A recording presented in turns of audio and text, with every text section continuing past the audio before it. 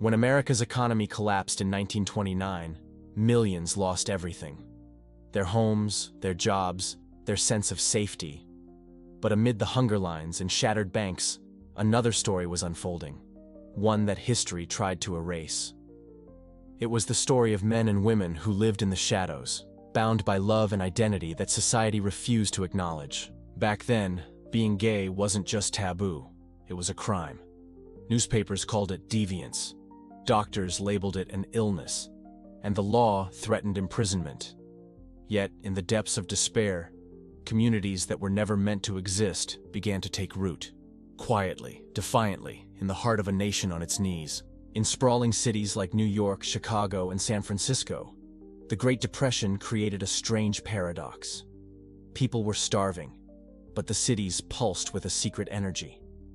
This was a world of underground bars, coded signals, and hushed whispers of freedom.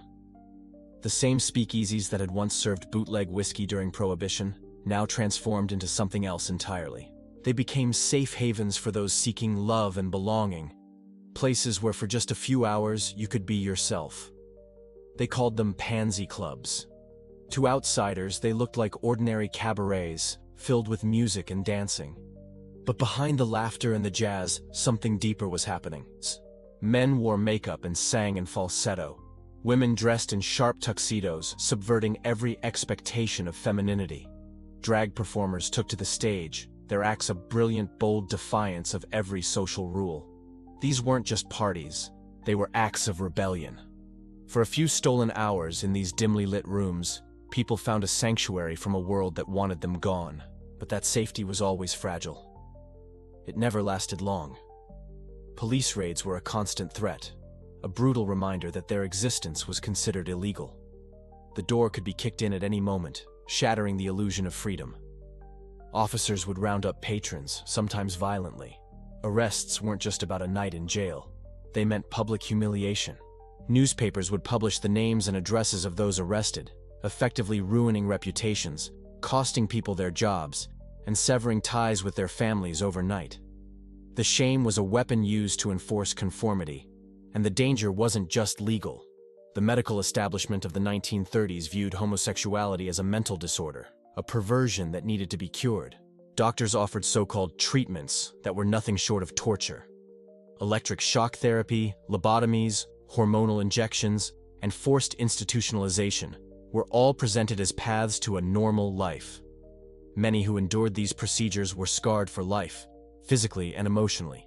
The promise of a cure was a cruel lie, designed to erase an identity deemed unacceptable. Despite the constant fear of exposure, arrest, and medical brutality, these communities refused to disappear.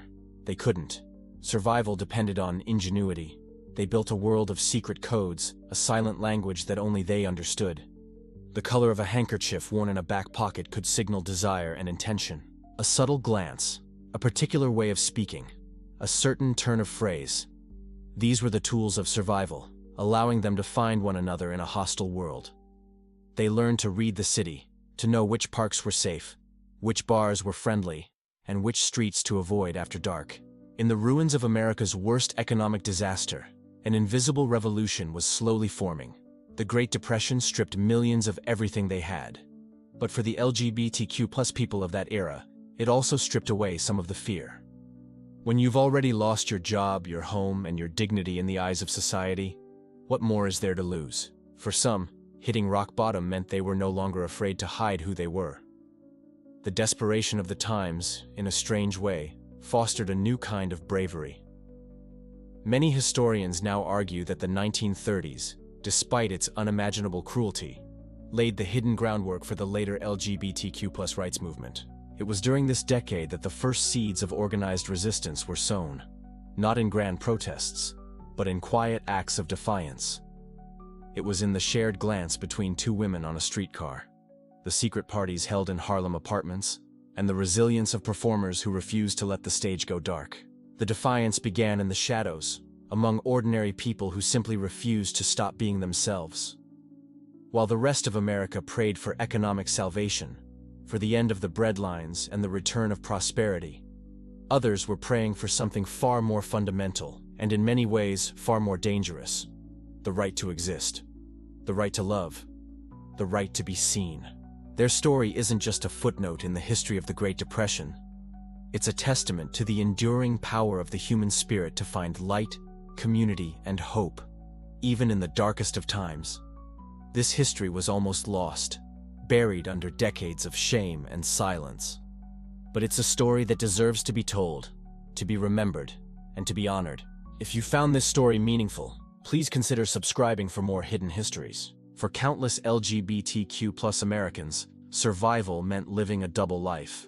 It was a performance, staged every single day. By daylight, you were just another face in the crowd. You worked an ordinary job, maybe in a factory, an office, or on a farm. You dressed modestly, spoke carefully, and did everything you could to remain invisible, to blend into the sea of gray that was Depression-era society. Your very existence depended on not being seen, not being noticed, not being you. But then, night would fall. And under the cloak of darkness, the performance changed. The masks came off. In secret clubs, hidden apartments, and hushed gatherings, people finally became who they truly were. They were artists, poets, thinkers, lovers, and rebels. The quiet secretary from the office might transform into a dazzling performer on a makeshift stage. The factory worker might become a poet, sharing verses that spoke of a forbidden love.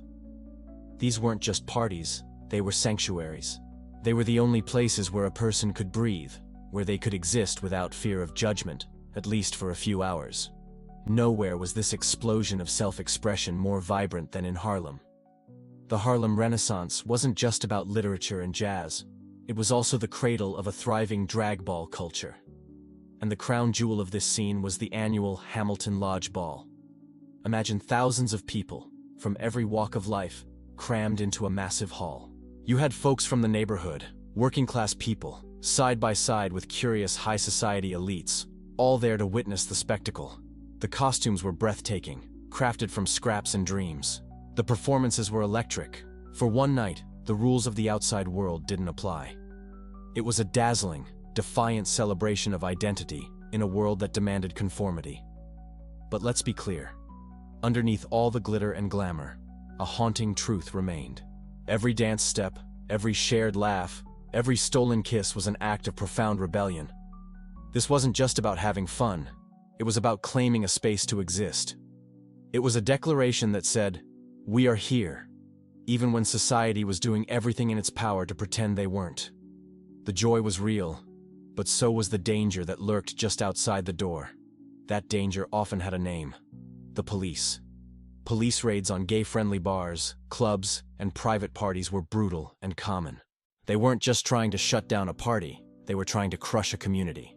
In New York, a specialized unit known as the Vice Squad had a specific mission: to hunt down what they called moral offenders. That was the official term for anyone who dared to defy the rigid sexual and gender norms of the time. Getting caught was devastating. It wasn't just a slap on the wrist. People were publicly shamed, their names and addresses printed in newspapers. This public humiliation almost always led to being fired from your job. And in the Depression, losing a job could be a death sentence. For many, the ordeal didn't end there. They were institutionalized in mental asylums, subjected to horrifying treatments designed to cure them of their identity. The Great Depression, in a grim way, gave the government the perfect excuse to tighten its grip. With the nation in crisis, leaders called for a return to traditional values, and morality laws were enforced with a vengeance, tightening like a noose around the necks of anyone deemed undesirable. And yet, something remarkable happened. The very pressure of this oppression didn't just crush people. It forged an incredible resilience. It forced them to become smarter, more organized, and more connected. In industrial cities like Chicago, quiet networks began to form. Factory workers, veterans, and nurses, people who were invisible during the day, found each other.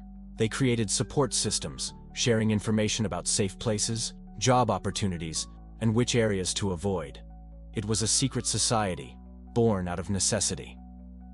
In San Francisco, so-called safe houses started to emerge, often disguised as ordinary boarding homes or private residences. Here, people could find a temporary refuge. a place to live without having to perform that exhausting double life. These weren't grand acts of political rebellion that you'd read about in the headlines. This was something quieter, more intimate. It was about survival.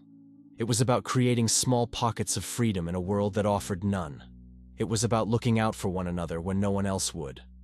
And while society tried to silence them, while the authorities tried to erase them, something else was happening. People began to write. They wrote letters to lovers separated by distance and fear. They kept diaries, pouring out their frustrations, their hopes, and their daily struggles. They filled coded journals with their deepest secrets, using language that only they and their trusted friends could understand. They were documenting their own lives because they knew no one else would. For decades, these documents remained hidden, tucked away in attics, buried in old trunks, forgotten. But when they were found, years later, they gave us the first real traces of this hidden history.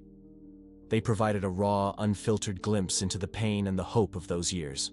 They were voices from the past, speaking directly to us. One letter, written by a man in 1933, is particularly powerful. He wrote, "The country has fallen apart, but so have I. And yet, in this ruin, I have found something I was told could never exist. Love." Think about that. In the midst of national and personal collapse, he found love, the one thing he was told was impossible for him.